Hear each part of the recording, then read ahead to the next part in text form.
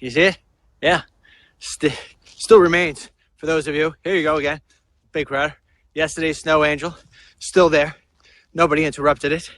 Yeah. If you missed that one, whew, it was a goodie. It was a goodie. Lots of emails on yesterday's walk and talk. I'd say 95%, maybe 98%. All right, 99.5%.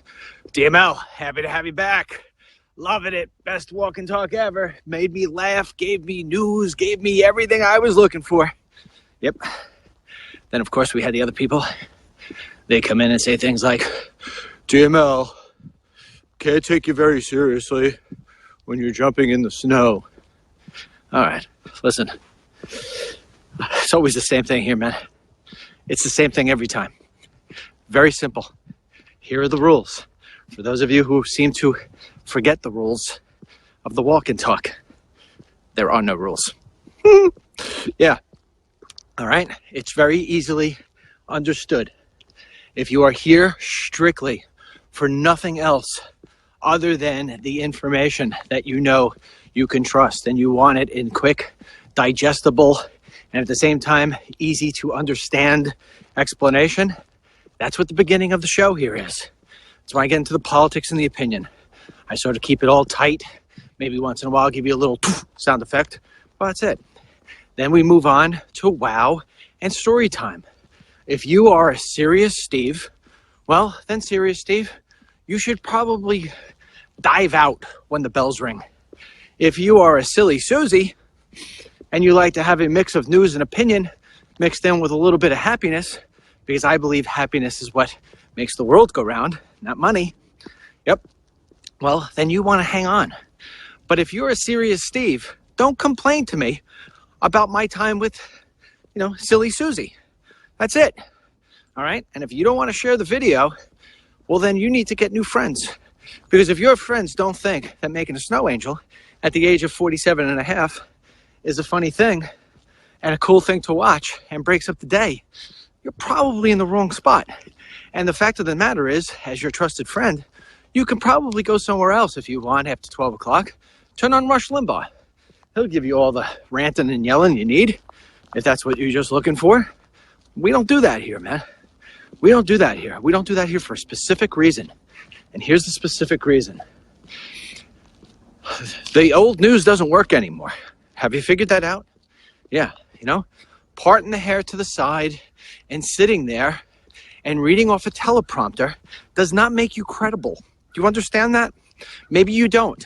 But the reason why you came to Walk and Talk, if you haven't been with me for years or what have you, is because you were so confused about everything you were getting prior to the election. And one of your friends said, you got to listen to this guy. He used to be one of those anchor guys. And he's got it. He's got it down. He's telling us all about Trump. And he says, he pulls out this stuff and it just sounds so sensible. And you got to listen to him. And so you started listening. And the reason why you were listening and you were buying into everything I said, because I was saying it differently. I was saying it in a different atmosphere, sort of like this atmosphere, but without the snow. And I was giving it to you in a way that made sense. I wasn't reading it off a teleprompter. Parting your hair and wearing a tie and reading off the teleprompter that some little production agent who just got out of college 2 years ago and pulled the headlines off the Drudge Report does not make you credible. Do you understand? It makes you a good reader off a teleprompter. That's it. So if you think that for 1 second of the day, serious Steve, that I am going to change anything about my walk and talk, you are wrong. That's it. And one of the things I came away with on my vacation is that I no longer bother myself. You did not hear me say one time yesterday how many people we had on watching the walk and talk, because simply I don't care anymore. That's the attitude I took. We are continuing to build our apps, which, oh, by the way, if you have an iPhone, you may want to go to the iPhone store today and search for Dennis Michael Lynch, because there you will find the app. Yeah. And we have Android users who have been on with us now for, I don't know, what is it, a week or 2 weeks? We've had over, with no advertising, no publishing of it on my Facebook or my Twitter at all, All I've both said it here on the walk and talk a few times. Hey, the DML app is available. Boom. Thousands and thousands and thousands of people downloading the app. Few have deleted it. We are way above the ratio in terms of people to download to delete. And that's that. So now you go to the iPhone store and you can get the app. And you'll get all the benefits of version 1.0 of the app. And it's something we keep on developing. But anyway, that said, this is always going to remain the same. And the other shows that we're developing with Scarlett, Scarlett will always give you very serious reports. And she's going to give you all the facts. Harlan's going to give you all the analysis you need, about everything taking place in DC. And yours truly is going to fill in all the other apps, all the other different slots. I'm going to do it here on Walk and Talk, and I'll be doing it at nighttime with some other new show stuff that I'm in the plans of doing. So that said, now we got that out of the way. I don't care whether or not we've got 6,000, 3,000, 9,000, 50,000, or 5 people. I'm always going to give you the same information. And so here we go. Politics. We start off today with what really is the biggest news domestically, and that is Jeff Sessions, Senator Jeff Sessions, a very, very loyal Donald Trump supporter, the first person in the Senate to actually stand up for Donald Trump when he was running for president during the primaries, and said, hey, I like this Trump guy. I like what he has to say about immigration, and I'm going to endorse him. I'm going to support him. Well, now Jeff Sessions, who has spent the majority of his life as a lawyer, working also as a senator, he is sitting right now in a confirmation hearing. And of course, he's getting lovely layup questions from his Republican counterparts.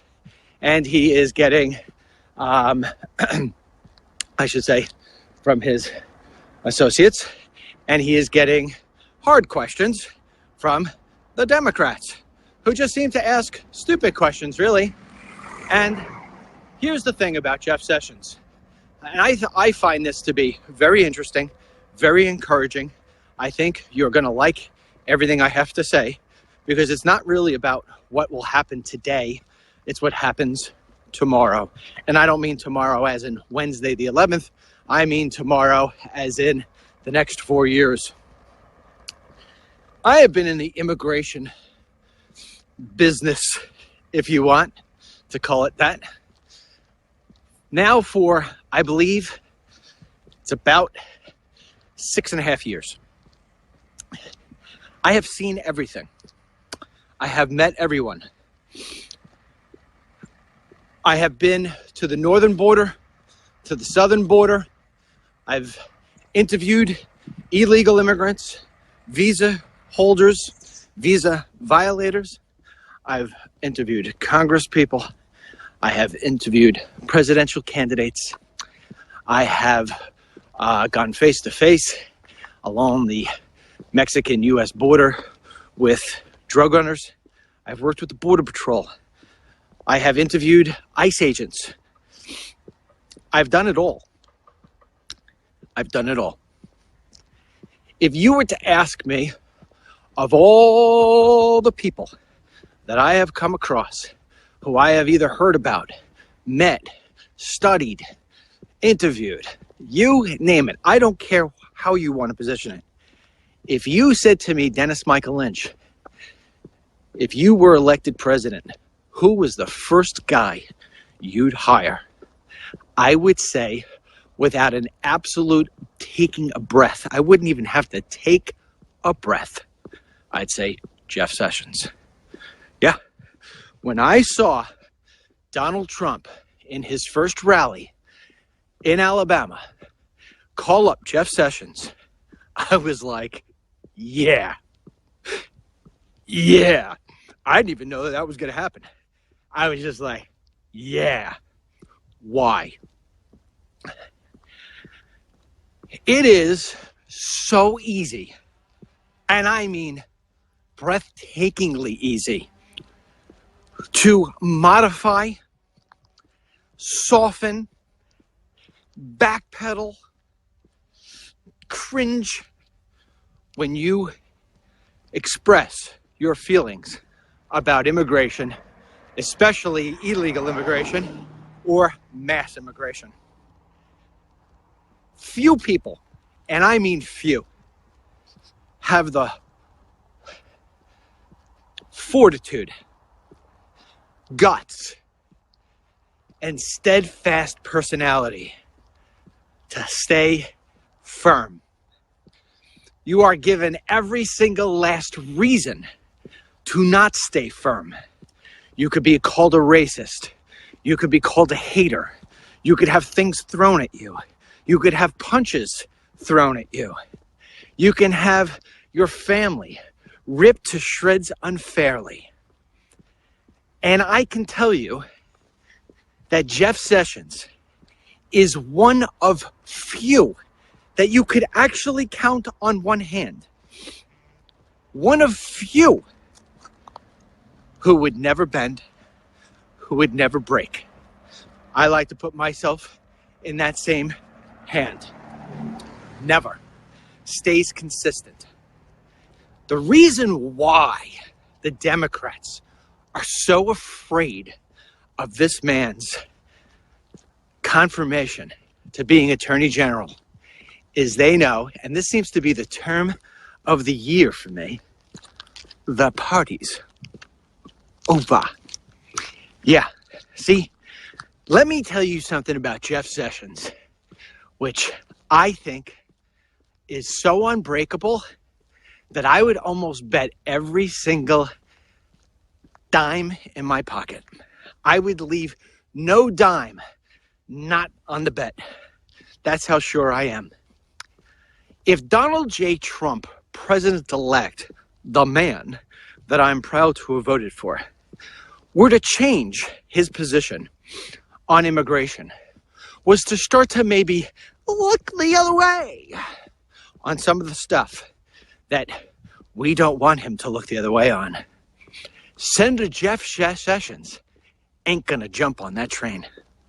No way. He said it today during the hearings. Now, the hearings are still going on, so I might be missing some of what he's talking about, but I heard enough. He was asked the question, and I think it was by Senator Grassley, who's on his side, by the way. Senator Grassley said, "What are you going to do if you disagree with the President of the United States?" In other words, what are you going to do if Trump wants to go left and you want to stick to the law? What are you going to do? Jeff Sessions said, "Hey man, listen," and I'm wordsmithing at this point, watering it down for you. He said, "Look, Trump's cool. I support him the whole way. Think he's going to be a great president. But at the end of the day, as Attorney General, I have a specific job. And my job is to the American people. And I am not going to sit back and tell the president just because, I endorsed him, or just because maybe he's got big, sharp elbows at times. Oh, yeah, okay, we could redesign this or redesign that or close our eyes and pretend it doesn't exist." Jeff Sessions, man, he's staying. He's staying. He's going to tell the president, "I disagree, and that's not within the law." And Donald J. Trump is going to have to make a real big decision. Does he want to go out and work against his own Attorney General? See, it has been such a long time since we've had this sort of rightness in place. And you could take that rightness and you could bucket that definition as any way you want. That it's hard to not remember Eric Holder. It's hard to not remember Loretta Lynch. It's hard to not remember how these people just basically looked the other way and forgot about everything that they swore to uphold. They just looked the other way to just feed to Obama's agenda of lawlessness. So our country has become so used to that sort of thing, it's almost incomprehensible to think that we're going to have an Attorney General that would actually tell the President of the United States, ain't happening. I assure you, again, I'm actually going to bet, I don't know if I want to bet my life. I would almost go that far to say that if President Trump were to flip-flop, Jeff Sessions ain't gonna play along. You could bank it all. Jeff Sessions, I think, could literally go down as the most amazing attorney general in our lifetime. Absolutely. Absolutely. You know, when you hire somebody like a president, you elect them to that office, you're not just electing one guy. You know, it gets so lost in translation that you think that, oh, I'm hiring this one guy. Not really. If you don't give him the other people he needs around him, then he's not really going to be effective. Jeff Sessions is like the Robin to Batman. He really is. You could look at all the cabinet picks he's got. You could take Kellyanne Conway and this Kushner guy is married to Ivanka. You could take them all and say, oh yeah, their importance is this and their importance is that. There's nobody on that cabinet who gets me even close to excited as Jeff Sessions. Now, Jeff Sessions he's gonna get through. He's gonna be the Attorney General. You know, they're trying to link him to the KKK. He's a KKK supporter. And Sessions was there today and he ripped that whole thing apart. He's like, yeah, years ago, you're trying to connect me to the KKK. And then he went on to the story about saying how it was that there was a KKK member who actually killed a young black man just simply because he was black coming out of a 7-Eleven.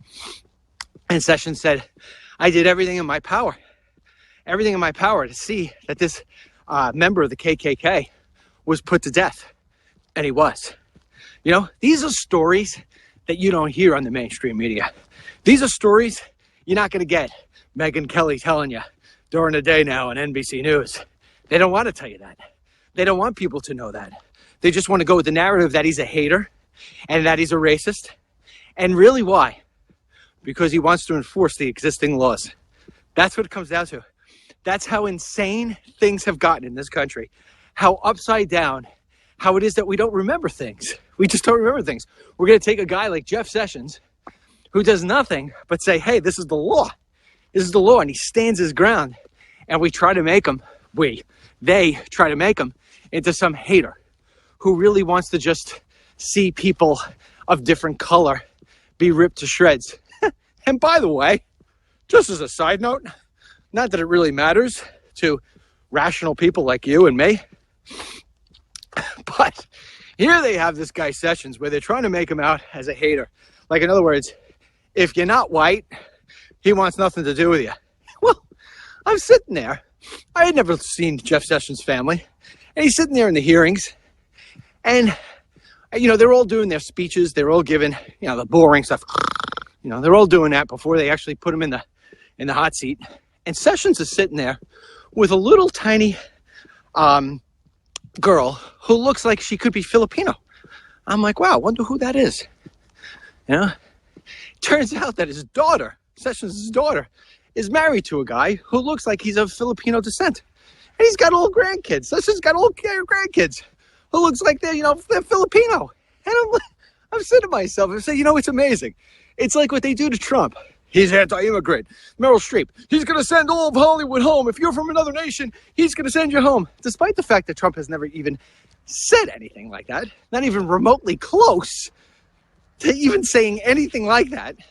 That's what she's going to depict the story as. And Trump's married to a woman who speaks, as far as I'm concerned, broken English. But they overlook that part. They don't, yeah, okay. I guess if he's deporting people from other countries, he's got to start with his wife. Who knows? Maybe he wants another divorce. Maybe it's all part of the big plan. Yeah, okay, whatever you say. So anyway, Jeff Sessions will get through, and he will be the Attorney General, and you should be whistling Dixie.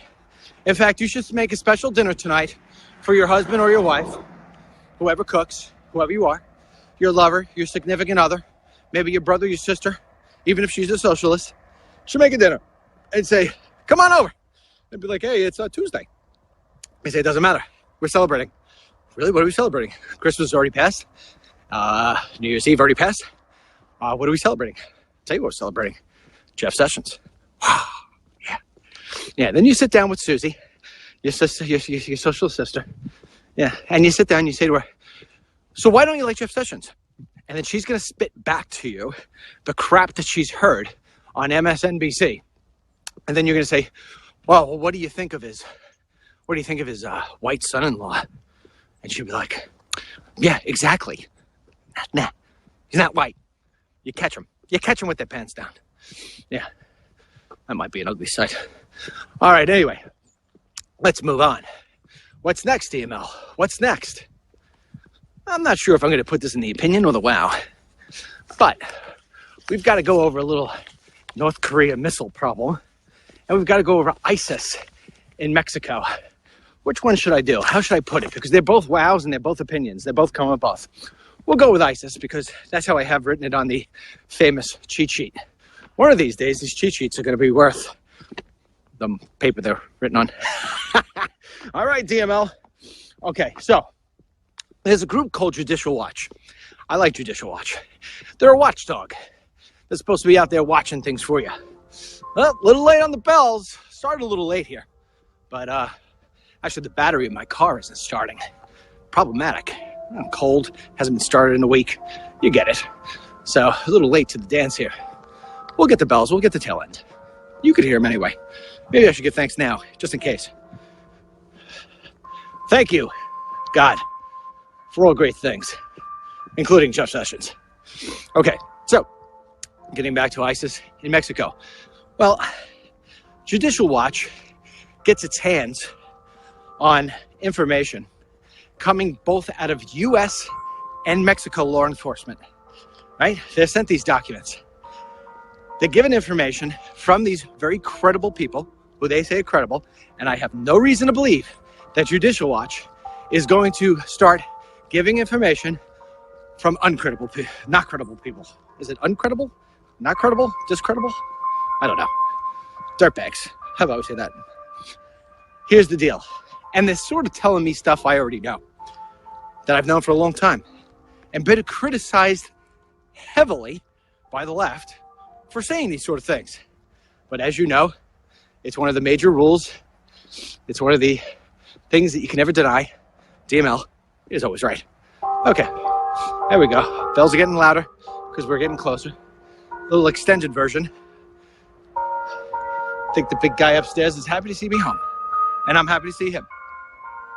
Okay, so Judicial Watch gets this information, and the information is that jihadists from the Middle East have been flying into Monterrey International Airport in Mexico. Now, there is a strategic alliance, and I have known this for a long time. This has been talked about in congressional hearings, but of course it never gets reported because it's just another blip on the radar screen. But they will tell you on the mainstream news who it is that's winning Dancing with the Stars. They will tell you on the mainstream news who it is that won Survivor. But they won't tell you that there is a strategic alliance going on between the drug cartels of Mexico and the jihadists from the Middle East. Now, why? Why, DML? Why would they do that? Listen, the one thing about drug cartels, they're not racists. No, they like you just as long as you got green in your hand. That's all it is. They have no, you could be black, you could be white, you could be Mexican, you could be Filipino, you could be jihad, you could believe in God, you could do whatever you want. You got green, they like ya. Mucho. So, jihadists are paying big dollars to the Mexican cartel to give them safe passage into the U.S. Not only that, giving them a nice little breeding ground to hang out at, to train some new people that are coming in all the time to this airport from the Middle East. This is the intelligence report that Judicial Watch is getting. And it basically says that there are jihadists planted within the cartels, and that when these new men come over from the Middle East, they basically are brought in to where these jihadists are, supported by the cartels, and they are training them to bring out attacks, carry out, I should say, attacks here in the U.S. Now, the report states that they are just basically at this point awaiting word to carry out these attacks, and that they will be carried out in major U.S. cities and in different ports of entry. Now, if I had to dissect that, why is that like that? Because they may wind up finding out that getting through isn't as easy as they thought. So they break down the port of entries and they say, hey, we'll just make the crap happen here. We won't worry about having to enter in and go do anything else. We'll stay on the Mexican side, keep ourselves safe, and then we'll go back in and strike again. And then, of course, you've got going into any major U.S. city and causing havoc there. This is serious, serious stuff. I mean, the fact that this isn't on the cover of the New York Times, isn't on the cover of the LA Times, is just as concerning as the threat itself. Because the American people need to really know what's taking place. Now, some will say, well, it's just unconfirmed reports flooded into Judicial Watch, which is, known to be as anti-Hillary as they come. But you know what? There are times when it doesn't have anything to do with Obama. It doesn't have anything to do with Hillary or Trump. It doesn't have to do with right or left. It has to do with right or wrong, safe and danger. And Judicial Watch pushes this out, not to push a political agenda, not to push or diffuse, I should say, a differing political agenda, because whether you're from the left or the right, you should be in sync, that's the word, with the idea that jihad is not good, okay? Now, back when I was doing my films, I had my informants as well within the Border Patrol and within ICE, and they would tell me, hands down, that there would be as much paid as $50,000, $50,000 and up, depending on the level of the person, paid to the drug cartels to ensure that the safe passage for these jihadists were basically, there was no issue whatsoever. They were going to get in safely. Now, to make matters worse, and I hate to talk like this, because most of the Border Patrol agents that I have met are good people, good men, good women. But part of that $50,000, part of that safe passage is the payoff of people on the U.S. side. So this way, let's just say Agent Snow, made up fake name, just using Snow. Agent Snow is working the Tucson sector, this particular point, and he is to be watching at 12 o'clock midnight, and that is when we're going to be bringing in our jihadi friends, and of course Agent Snow is sleeping. Yeah. So this is a very, very, very hard thing to stop. I can't emphasize this enough, and I hate to even bring up topics like this, because you usually ask me, well, DML, what can we do about it? Oh, man. The answer is 9, 10, 11 hours long. It doesn't come in a single enforce the laws. Enforce the laws. You could enforce the laws. Jeff Sessions could get in tomorrow and make sure that every law is enforced. And Donald Trump could get in tomorrow and make sure that every single last inch of the border is protected. And yet, if you got Agent Snow, what are you going to do? What are you going to do? You know me. You know I'm not into scare tactics. I'm not finishing this story with, buy my DVDs right now and you'll know how it is that you could escape this horrible tragedy just waiting to happen. I'm not doing that. I'm just telling you this is real. And unfortunately, in the world we live in, and I'm going to get a little heady, but our American system, and it would be too easy for me to blame this on Obama, This goes widespread. We have become a society here in America where we expect everything to be instantaneous. We expect everything to be delivered right now. I mean, even myself, I'm as guilty as the next guy, right? How many times have we been on here and I've complained about spinning? How many times have I complained about my numbers used to be a different thing? Well, geez, Dan, 2 years ago, you couldn't even do this sort of thing if you didn't have a regular television show. What are you complaining about? But I have become, just like you, so used to everything working at the touch of a button that I don't want spinning. And I don't want delays. And I don't want to hear that somebody had to wait 6-7 minutes till I showed up in their timeline.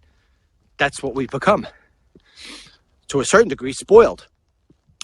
We expect things now. We also have become the sort of society where we chase problems. We no longer get in front of them. I mean, you could switch out of jihad for a second and you could just go and look at health, right? Health. This is, you hear, DML, boy, you are serious today. Yeah, I am. Some days I'm serious. Some days I'm jumping in the snow. Some days the guy who was exploring a run for office comes out. That's who you're getting today. Not every day can be a snow angel. So, when I was looking into healthcare and I was trying to figure out what my platform would be, how best I can sell it to the American people, I came away with realizing that our healthcare system is totally upside down, not just from a cost perspective, but from a theory and principle perspective. What we do is we chase sickness instead of preventing sickness, right? Think about all the major diseases in this country: diabetes, heart disease. I mean, these things could be prevented, but instead we are always worried about the treatment.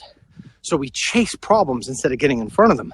If we were getting in front of them and building a healthcare system that was based more on prevention than on treatment, not only would the costs all drop down, not only would you get bigger, better, faster service because less people would be relying on the system, but we would have a much healthier country. Yeah. But if you think about it and you go over the course of time, if you look backward, we weren't always such a fat, obese nation. I remember when I was a kid, I've said this to you before. If I had 1 or 2 obese kids in my class, it was a lot. In fact, I don't even remember 1 or 2. I think I remember maybe one girl, 1 guy. Now, drop my kid off to school, everybody's got the little, extra cushion on the buttocks and a little extra cushion in the tummy. It's no good. Everybody, we're getting fatter. We want more fast food faster. We're poisoning ourselves with this garbage. Okay, now go back to the jihad. We are forever chasing the criminals. We are forever chasing the evil.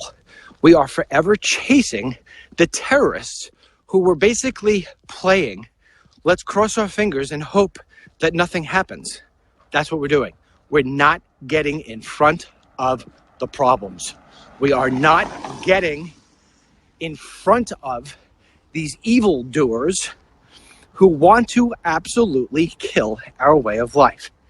Now, with all that Donald Trump has said over the past 2 years, whether it was stupid, intelligent, passionate, bombastic, I don't care who you are, what you say. The one thing he has said is that he's going to come down hard on Islamic terror. Now, if I want to peel myself away from, me wearing the hat and being a cheerleader for Donald Trump, and I just want to sit back and be a rational, 100% objective, I don't care who you are, what it is. I just want to sit here and say, I'm just going to myself try to solve this problem. I haven't heard Trump say enough about how we're going to get in front of. I've heard him say how we're going to kill the existing, but I don't hear enough, and maybe there's no answer for this. How we're going to, well, actually, I shouldn't say that. Maybe there's no answer right now in his bag. I have my answer. I'm going to share it with you now, which I've already told you before. I'm going to say it again for newbies and for those of you who've forgotten, because it has been a while. How do you get in front of this? I think the way you get in front of this and prevent this thing from metastasizing is that you have to kill the brand.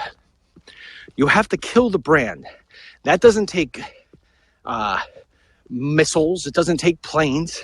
You have to kill the brand. And in killing the brand, you kill the fact that being a jihadist and being part of ISIS and killing innocent people is a good thing. Now, whoa, DML, how are you going to get into these people's heads? Dude, I'm with you. I'm with you. How many times have I told you the same story over and over again about sitting with Rudy Giuliani, one of the most interesting conversations I have ever had as a human being, sitting down and talking about when you're catching, you want to talk about getting in front of things?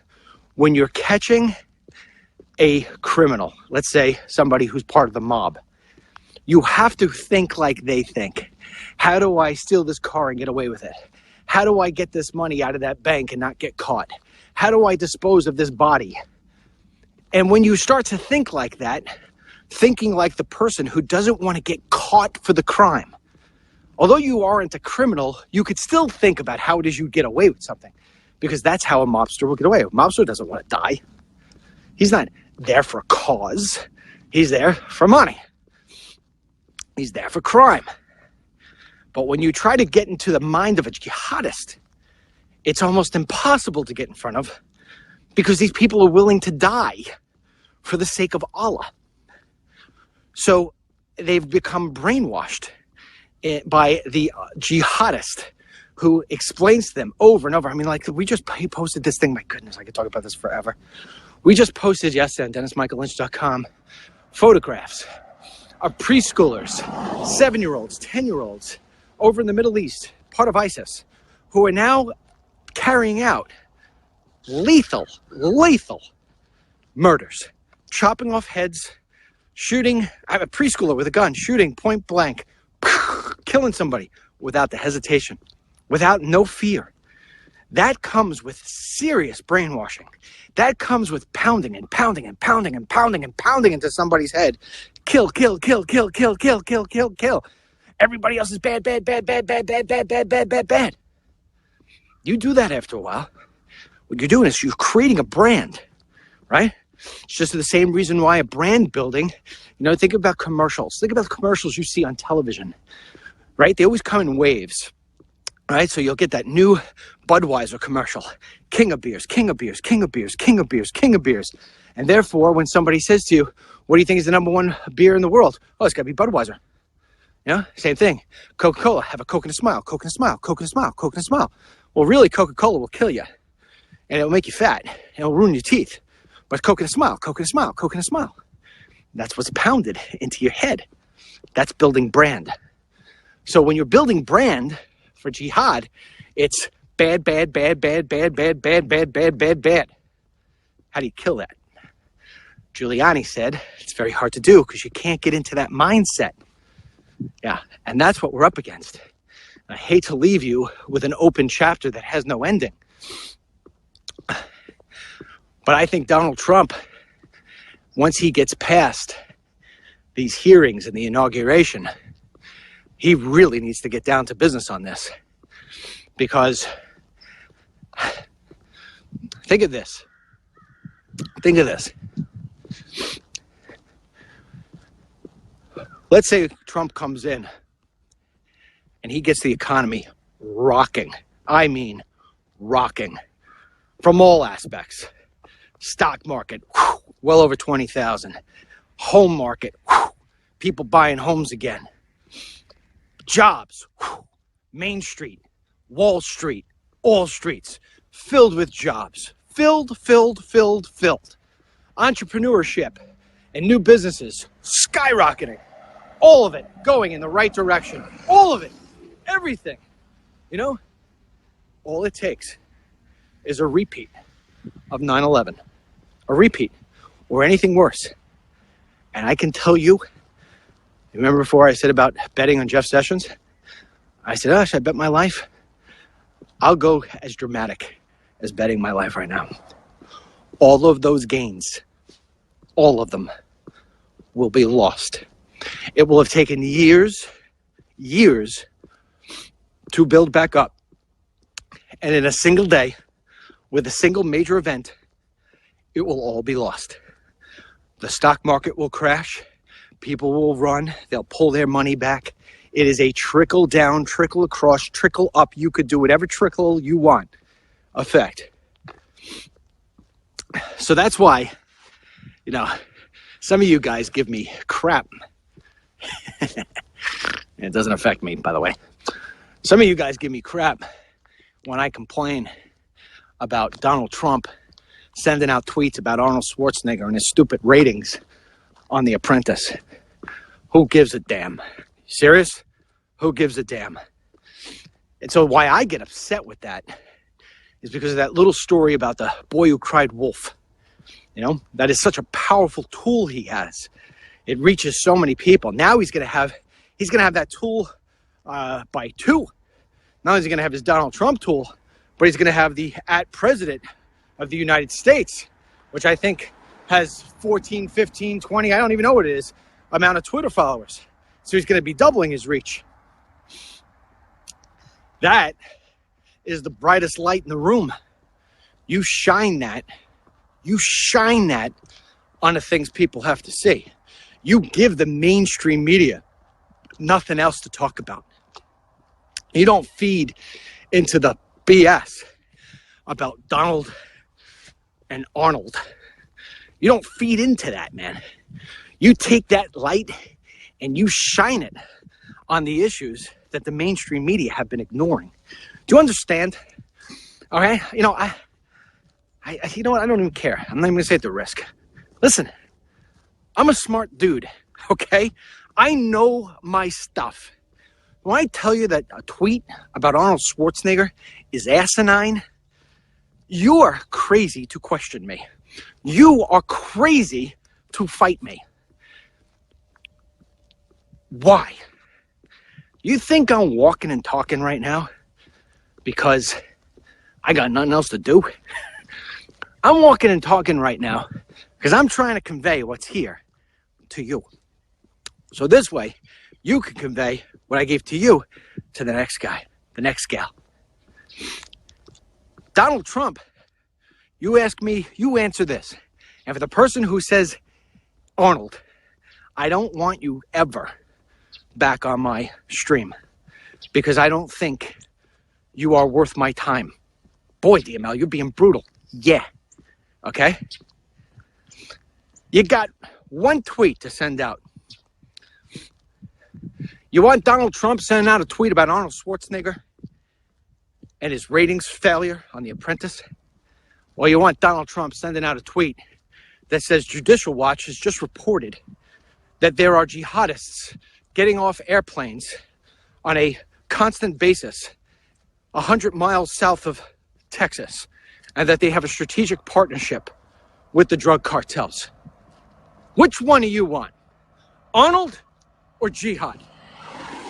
Now, if you say both, you don't understand the importance of bullet points. You only got so many times to call fire before somebody doesn't believe that there is no fire. I love Donald Trump's tweet. I should say tweeting ability. I love that tool. It's part of the new everything. It's part of the new DC. It's part of the new media. It's also one of the ways that if he uses his brain, he uses the smarts that got him to where he is. It's also the one way in which he can change the media. I once said something to you. I'm gonna repeal. What a good word to use today. I'm gonna repeal. I once said to you that Donald Trump cannot change the media. It's the one thing he can't do. I'm gonna repeal that. He can play a very important role in that. He can set the narrative by tweeting out what needs to be tweeted and by not tweeting out the ridiculous. If you force the media to cover the topics you're covering, that's how you change the media.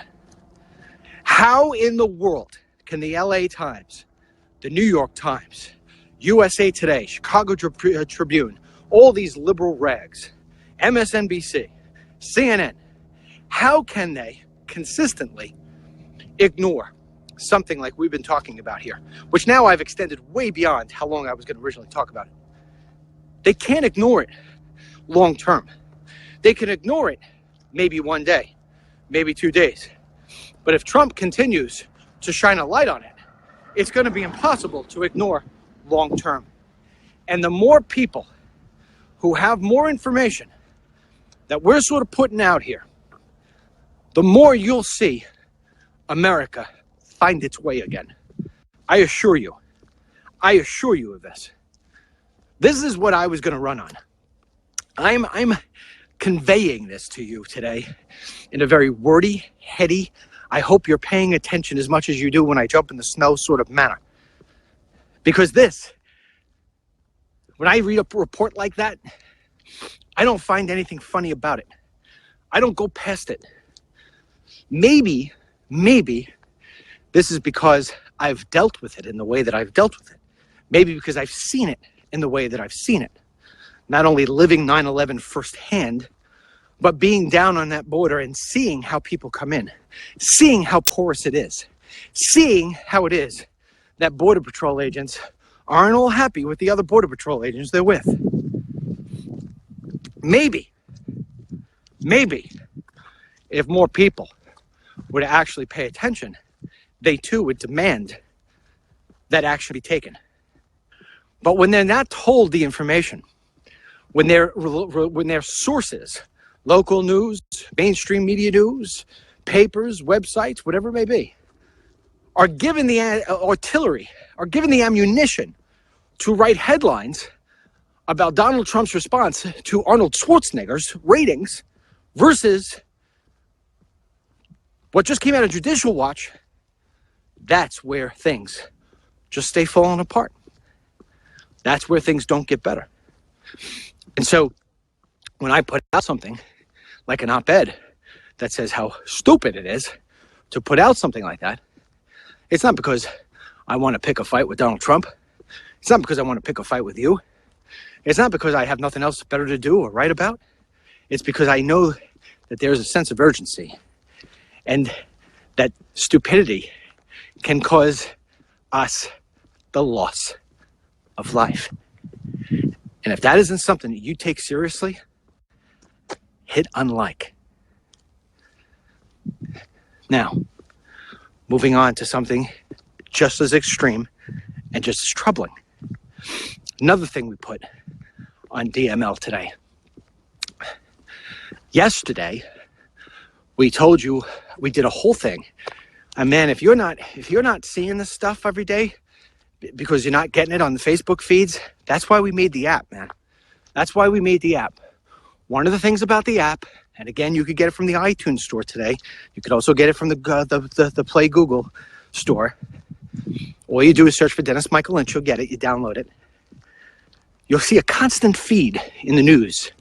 We're putting out so many articles every single day. You'll see a constant feed. Even if you only check the headline and don't click the button, at least you're in the know. At least you don't have to say, I didn't know that. At least you'll be getting the information 4 days earlier than when you wind up emailing it to me 4 days later on wetrustdml@gmail.com. And I say, man, these people aren't looking at the website. You'll become so in the know. And that's how I designed that app. I designed that app to say, I want these people to never, ever say, what's he talking about? I didn't know that happened. Yesterday, we put out a story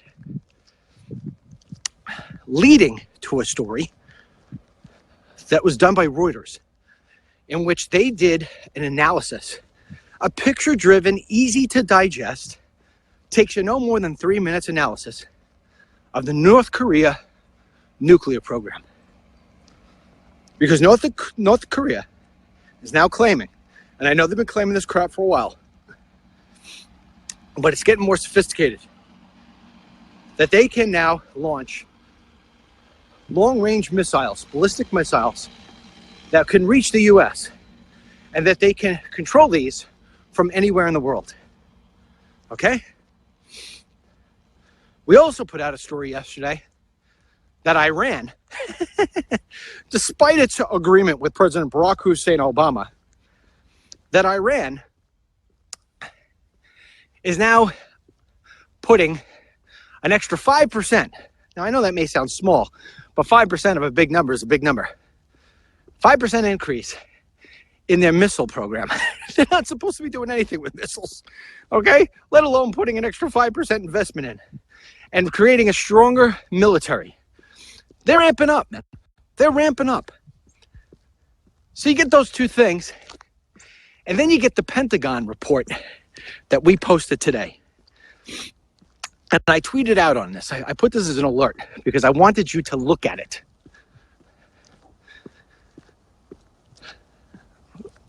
We have a missile. I'm trying to break this into the easiest way I can for you.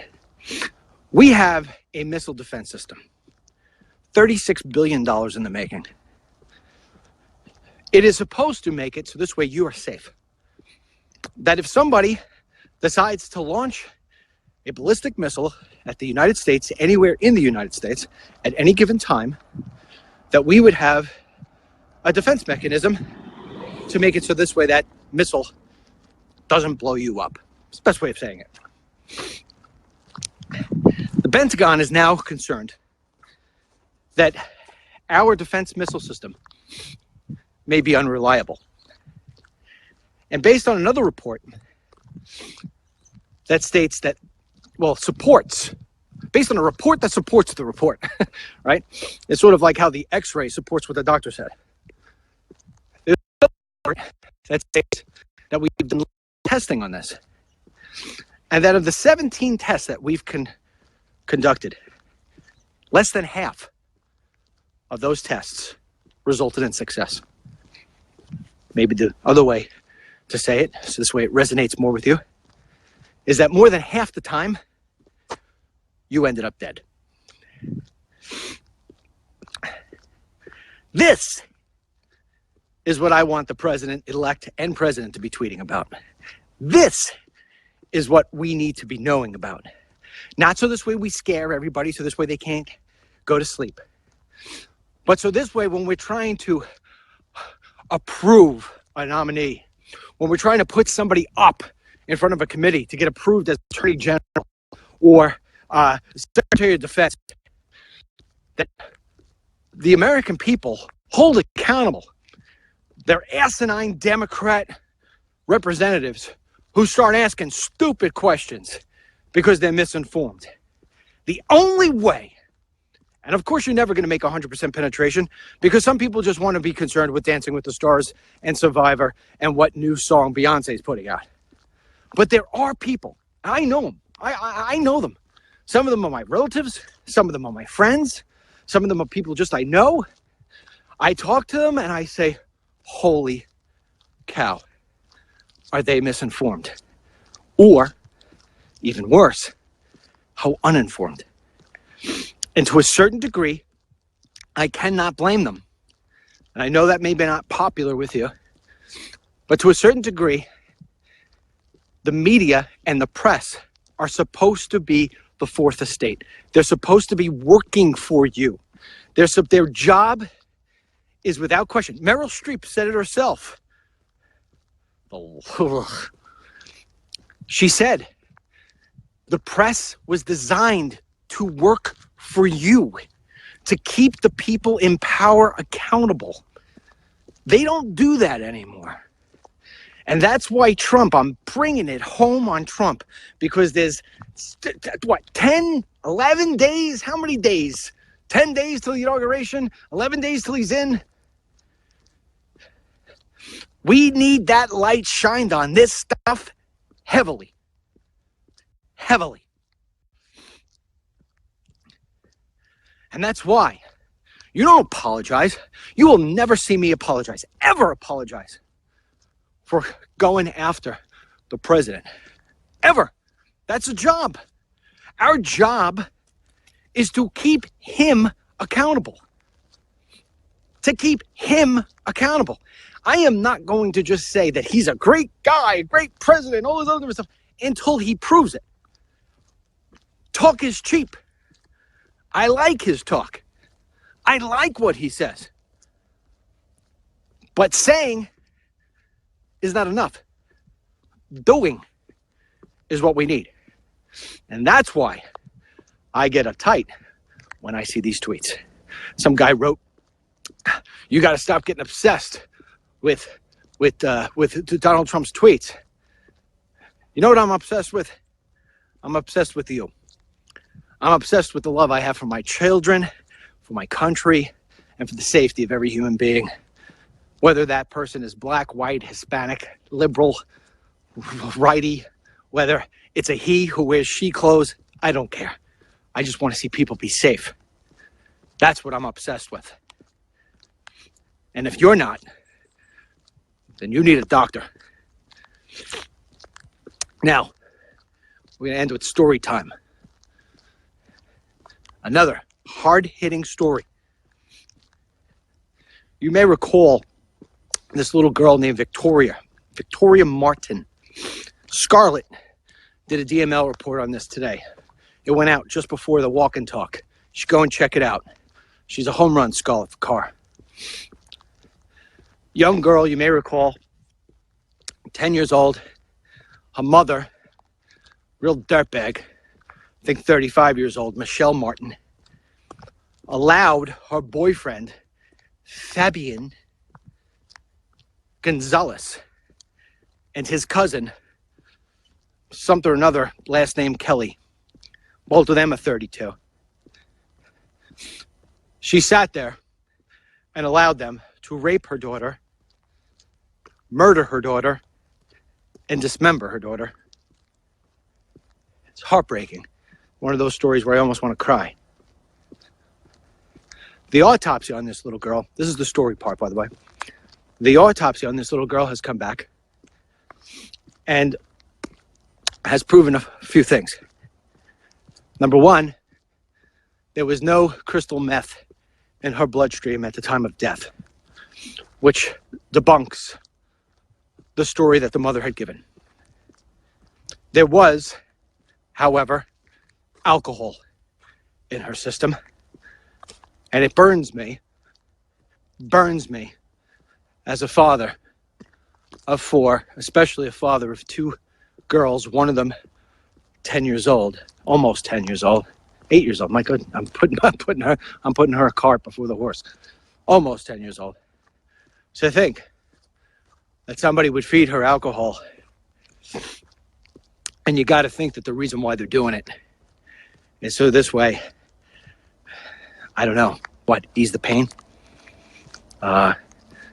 Make her delirious, make her scream less, make her accept what's about to take place.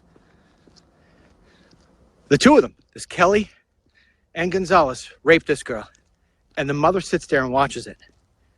And then after Gonzalez is done, this whore has sex with Gonzalez 20 minutes later.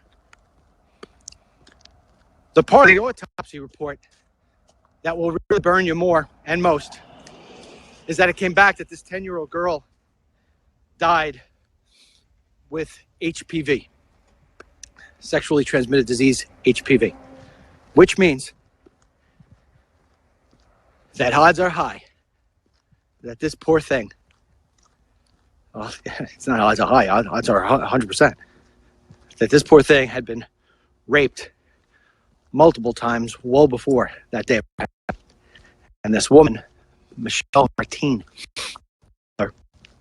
admitted that she would go on Craigslist and try to find men to come in and rape her daughter. I mean, I feel like I'm telling you a story where you should say to me, okay, DML, we're done with you. You just fed us fake news, because that's how unbelievable this is. You know, that's how unbelievable this is. These three despicable human beings, their trial is in October. They're all right now on $1 million cash bail. I hope they never make it. I hope they're taken care of. And that's as much as I'll say.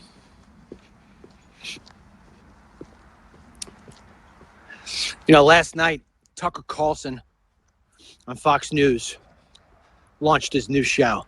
Well, it's not really a new show. It's the existing show that was new. And now he's filling in for Megan. Thank God. I like Tucker.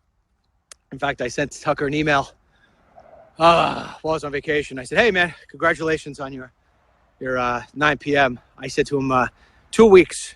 2 weeks is all it's going to take until you beat O'Reilly.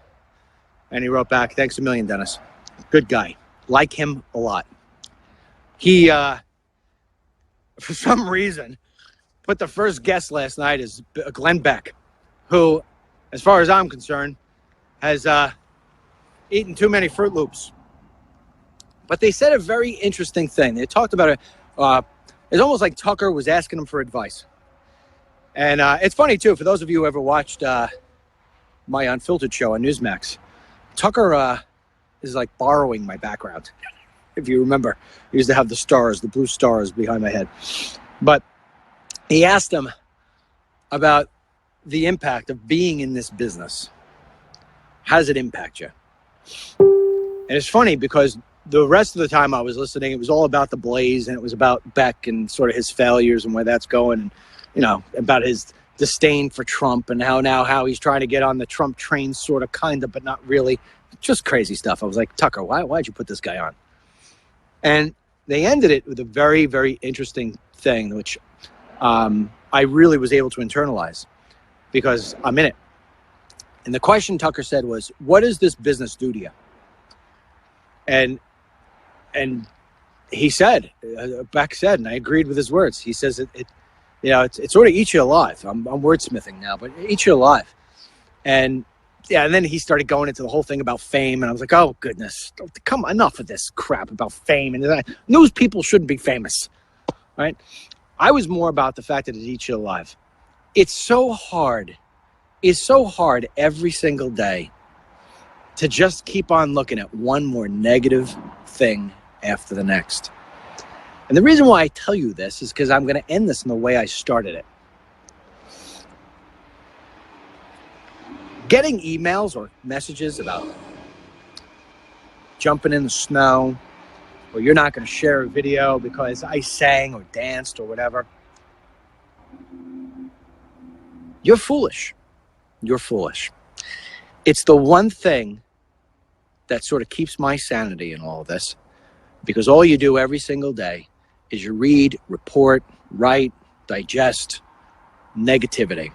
The world has gone in such a bad place that if I can bring a smile to your face and deliver you the news and information that I think you need to know at the same time,